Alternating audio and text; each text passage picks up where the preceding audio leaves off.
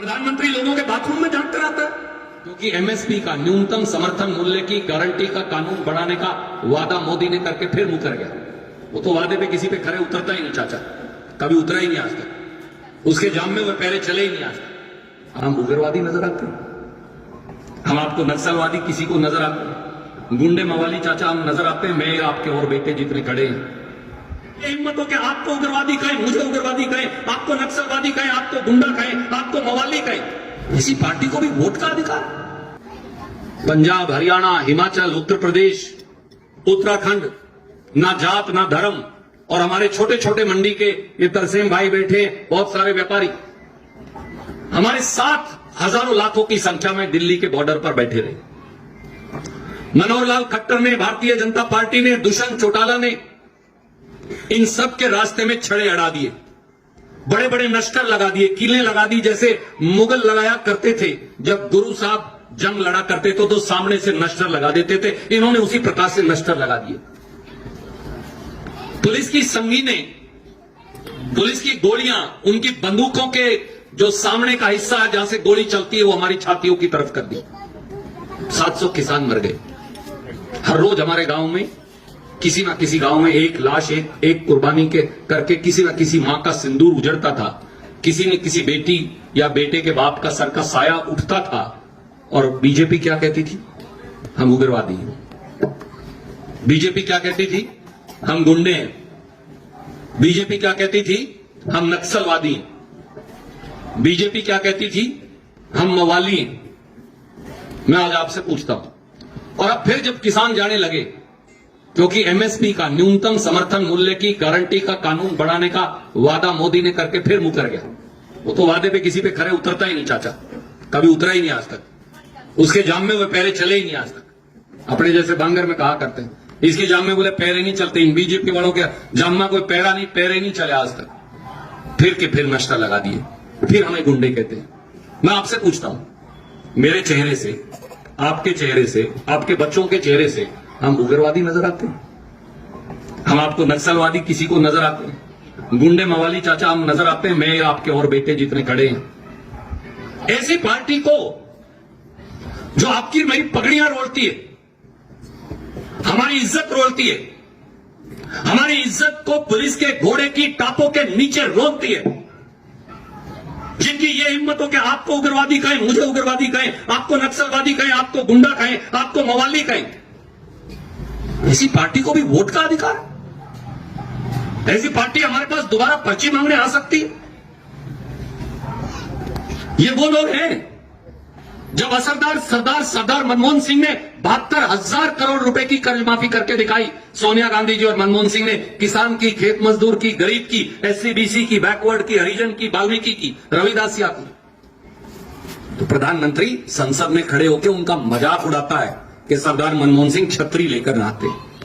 क्या देश के प्रधानमंत्री को के पास यही बात रह गई कि वो एक इकलौते सिख प्रधानमंत्री का मजाक उड़ाए? प्रधानमंत्री लोगों के बाथरूम में झांकते रहता है। प्रधानमंत्री का काम है लोगों के बाथरूम में झांक कर देख के आना, या सरकार चलाना उसका काम है? क्या मांगता है इस देश का अन्नदाता? क्या मांगता है इस देश का गरीब मजदूर? केवल अपनी फसल की कीमत मांगता है। हम दिल्ली की सरकार की सल्तनत नहीं मांग रहे।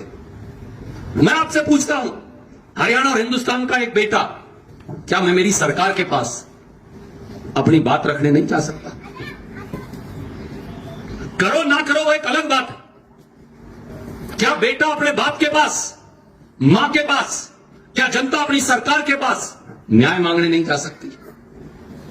क्या किसान दिल्ली की तख्त पर कब्जा करने जा रहे हैं? हम तो केवल जोड़ी फैलाकर प्रधानमंत्री को उसका वादा, जो वादा खिलाफी की है, वो केवल गुहार लगाने जा रहे हैं। ये कहने जा रहे हैं, महाराज आपने वादा किया था कि आप हमारी फसल की कीमत देने की गारंटी का कानून बनाओ, वो बना दो। हम 378 दिन पहले बैठे रहे, किसी चिड़िया के डरा मारा? बताओ सर, 10 लाख किसान से ज्यादा बैठा होगा, किसी चिड़िया के पत्थर मारा क्या किसी ने? तो अब हम दिल्ली के तख्त पे कैसे कब्जा कर लेंगे? आपकी सरकार, आपकी वोट से बनाई हुई सरकार, आपकी वोट से बनाया हुआ सांसद, हम अपनी सरकार के पास क्यों नहीं जा सकते? फिर प्रजातंत्र खत्म करो, तानाशाही लागू कर दो, लड़ लेंगे। हम मुगलों से लड़े, अंग्रेजों से लड़े, इनसे भी लड़ लेंगे। क्या जड़ें काटनी पड़ेगी, जड़ें काटनी पड़ेगी ना, जड़ें काटने को तैयार है, हथकड़ी लगाएंगे ना, लगवाने को तैयार है, फांसी लगवाएंगे ना। कांग्रेस के लोगों ने तो आजादी से पहले भी फांसी लगवाई थी, वो भगत सिंह हो और दूसरे हमारे साथी, फिर लगवा लेंगे। परंतु ऐसे नहीं होता। फिर सरकार क्यों बनाई, फिर एमपी क्यों बनाया, फिर एमएलए क्यों बनाया, फिर मुख्यमंत्री क्यों बनाया? मैं आपसे पूछता हूं, जब हम अपनी सरकार के पास जाके न्याय नहीं मांग सकते, मानना तो दूर की बात है, फिर क्यों इनको पर्ची दी? किस बात से पूछता हूं। ये वो लोग हैं, गुप्ता जी लंबी बात नहीं आज करेंगे, जो हमारी पगड़ी के ऊपर हमला करते हैं, जो हमारी अस्मत पर हमला करते हैं, जो हमारी रोटी और जमीन पर हमला करते हैं, जो हमारे रोजगार पर हमला करते हैं, वो आपके वोट के अधिकारदार नहीं हो सकते। हम आपसे केवल आपका बेटा, आपका गवांडी, आपका अजीज होने के नाते हम केवल इतना कहने आए। जब सारा का सारा इलाका, सारा वो ऊपर मैं गुप्ता जी को दिखाते आ रहा, ये सारा डूबा पड़ा था, बीजेपी के लीडर नहीं आया। हम तो इसी पुल के ऊपर प्रेस कॉन्फ्रेंस करके गए, सारी बात कही, मुआवजे की मांग रखी, प्रदर्शन करा, धरने दिए, एक फूटी कोड़ी मुआवजा। ये तो कोई पुरानी बात भी नहीं, 6 महीने भी नहीं हुए, क्यों ऐसे 6 महीने हो गए, 6 रुपये का मुआवजा किसी को दिया हो? ट्यूबवेल खत्म हो गए, पॉली हाउस खत्म हो गए, मोटरें खत्म हो गई, खेत खत्म हो गए, मकान खत्म हो गए, सारे के सारे स्कूल रह गए, सड़कें खत्म हो गई। आज भी सड़क खत्म पड़ी है, इस पे कोई चल थोड़ी सके, धरण लग जाए। अगर कोई ठीक बूढ़ा आदमी हो तो अस्पताल नहीं जा सकता, अगर बीमार हो तो। परंतु कोई सरकार हमारी सुध लेने नहीं आई, क्योंकि वो हमें खास तौर से गग्गर पार के हमारे गांव को, हमें हरियाणा का हिस्सा नहीं मानते। ये आपकी वोट के हकदार नहीं। मैं आपको हाथ जोड़कर उस वाहेगुरु को हाजिर नाजर मांगकर केवल ये कहने आया, मेरे बुजुर्गों, मेरे साथियों, मेरे इस हरियाणा के मालिकों, इस इलाके के मालिकों, मैं आपको केवल एक बात और कहूंगा। सरकारें हमने भी चला के देखी 10 साल, और 10 साल इनकी सरकार भी आपने देखी। जब कांग्रेस पार्टी की सरकार थी, पूरे जिले से कोई साथी हुक्म करने आ गया, हमने कभी उसे खाली हाथ नहीं लौटने दिया। अगर नुकसान हो गया तो कोशिश की कम मिले, ज्यादा मिले, 2 पैसे का मुआवजा गरीब को, किसान को मिले। कोई बिजली का, पानी का, सड़क का, सीवरेज का, गोला चीका वाले जो हुक्म लेकर आ गए, कभी वापस मुड़ के नहीं जाने दिया। मैं गुप्ता जी से रास्ते में बता रहा था, अपने इस जिले के अंदर 5 साल में मैंने 85 बिजली घर बनाए। अगर मैं एक छोटी सी बात आपको कहूं, क्योंकि खेत की गांव की बिजली तो उसी से चल रही। 10 साल और बीते, 10 साल में गुप्ता जी कुछ नहीं बनाया। इस पूरे जिले में एक 220 केवी का बिजली घर होता था, जो शमशेर सिंह सुरजेवाड़ा ने बनाया था पीपरम रोड पे। उसके बाद अपने सारे बिजली घर 220 वाले और 132 वाले फिर आपके अजीज ने बनाए थे। वो चाहे पीपरम के अंदर उसे बड़ा करने की बात हो, चाहे खानपुर गोला चीका के अंदर 400 केवी का लगाने की बात हो, चाहे चीकावाड़ा 220 की लगाने की बात हो, वो सारे के सारे। मैं बल्कि आज अपने दफ्तर वालों से पूछने लग रहा था, तो एक मैंने कहा जरा मुझे लिस्ट बना के देना, आपने कौन से बनाए थे। खानपुर में 440 केवी बनाया, फिर 132 केवी उसके साथ बनाया, जो अपना सैनियों वाला काम है, जहां से हल्का शुरू होता है पब्लिक तरफ से। केडी गुलाम अली में 32 केवी, लैंडर कीमा में 33 केवी, फिर बदसुई में 33 केवी, महमूदपुर में 33 केवी, उरलाना में 33 केवी, मांडी में 33 केवी, अरनोड़ा में 33 केवी, बलबेड़ा में 33 केवी। और जितने बाकी थे, वो चीका वाला 220 था, भागल वाला था, पपराड़ा वाला था, क्वार्तन वाला था, ये सारे बड़े करे।